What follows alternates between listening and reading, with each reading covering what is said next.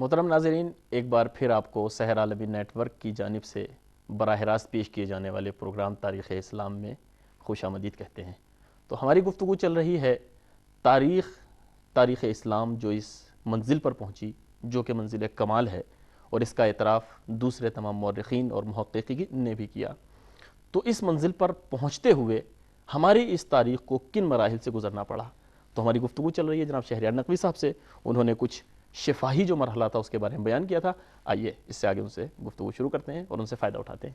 جی شہریار نقوی صاحب، آپ فرمائیے دوسرا یعنی اس کے بعد شفاہی مرحلہ جو تھا اس کے بعد پھر کون سا مرحلہ؟ جی، گفتگو ہو رہی تھی کہ ہمارا جو تاریخ اسلام پڑھنے کا مقصد تھا کہ ہم نے، جیسا آپ نے فرمایا کہ کیا مراحل تھے، کن مراحل سے گزری تھی، تو شفاعتاً والا مرحلہ ایسا تھا کہ جس پہ گفتگو کی جا سکتی تھی اور ضروری تھا کہ عوام کو بتایا جائے کہ کس دور سے گزری تاریخ۔ اس کے بعد اگلا مرحلہ تھا کتبی کا، لکھنے کا مرحلہ، کہ تاریخ کو لکھا گیا۔ ضرورت تھی، پیش تھی ضرورت، کیونکہ صرف بات کرنے سے تاریخ بیان نہیں ہوتی۔ اور پھر اس کے بعد جب لکھا گیا تاریخ کو تو اور زیادہ واضح ہوا، اور یعنی محفوظ رہ گئی ایک چیز۔ جی، سب سے بڑا فائدہ یہ ہوا لکھنے کا، محفوظ رہ گئی وہ محفوظ چیز، ہو جاتی ہے وہ چیز۔ جی جی۔ اور پھر یہ مراحل چلتے رہے، کیونکہ مراحل بہت سے، ہم یعنی ایک چھوٹے سے بچے کو جوان کر رہے ہیں، اس کے لیے نہیں ہے کہ بچپنا، لڑکپنا، جوانی، یہاں تک ہم لے آئیں گے یعنی مختصراً۔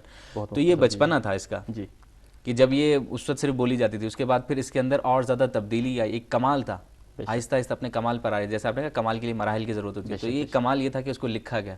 اس کے بعد پھر جب تاریخ لکھنے کے لیے آ گئے لوگ، اور پھر بات پھیلتی چلی گئی کہ لکھنا ہے اور کس طرح لکھنا ہے، کیا طریقے تھے۔ پھر اس کے بعد ایک مرحلہ آیا تھا، مرحلہ استقلال کا۔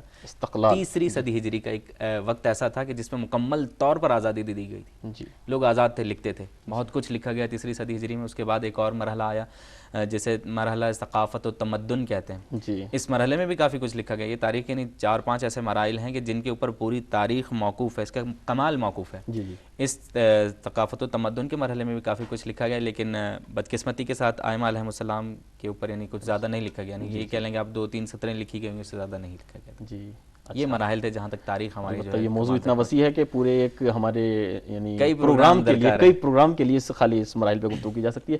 البتہ اب اسی موضوع کے تحت ہمارے ایک مہمان ٹیلی فون پہ موجود ہیں۔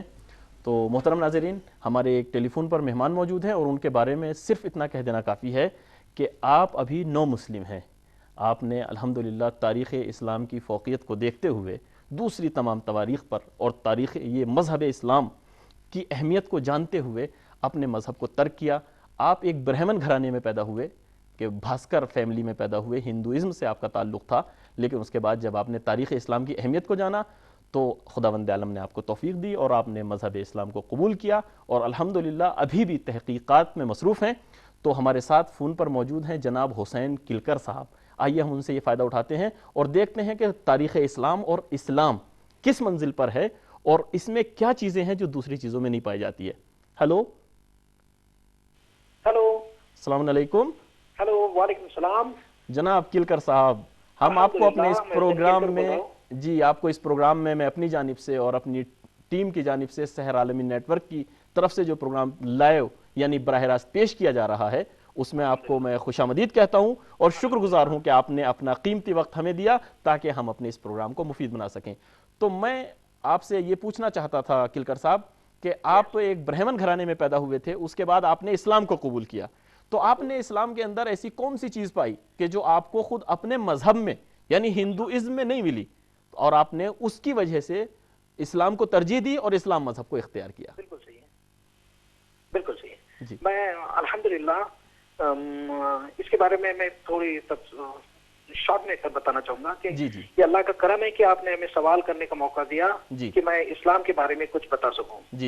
حضرت، جیسے میری کھوج اور اس میں ظاہر ہے کہ اسلام سب سے الگ اور سچا دین ہے جو کہ اللہ کی طرف سے دنیا کے نرمان کرتا کی اور سے اترا ہے۔ جیسے کہ میں ہندوستان کا رہنے والا ہوں اور وہاں کے برہمن ذاتی میں پیدا ہوا۔ ہندو مذہب میں وہ ذاتی کو پرشٹ کر کے جانی جاتی ہے۔ حالانکہ سالوں سال سب برہمن مورتی پوجا میں پڑے ہیں، اصل میں ایسی کوئی آجنا ان کی کتاب ویدوں سے نہیں ملتی، جبکہ ایک پرمیشور توحید کے بارے میں جانکاری خاص توجہ دے کر کہا گئی ہے۔ مجھے میرے اندر جھانکنے سے معلوم پڑا کہ مورتی رب نہیں ہو سکتی، بلکہ وہ پاپ پالن کرتا، نرمان کرتا الگ ہے۔